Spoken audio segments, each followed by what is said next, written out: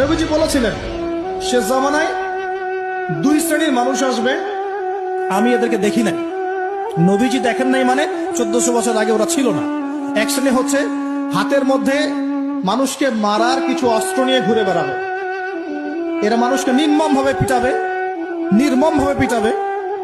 নির্মম ভাবে মানুষকে পিটাবে। এই শ্রেণীকে আমি দেখিনি, এরা আসবে পরে। আর এক শ্রেণী হচ্ছে এমন এক শ্রেণীর মহিলা বের হবে যারা কাপড় পরেও নগ্ন থাকবে, নিজেরাও আকৃষ্ট হবে, অন্যকে আকৃষ্ট করবে। তো এই মেয়েদেরকে তো দেখতে পাচ্ছেন, এখন পাচ্ছেন না?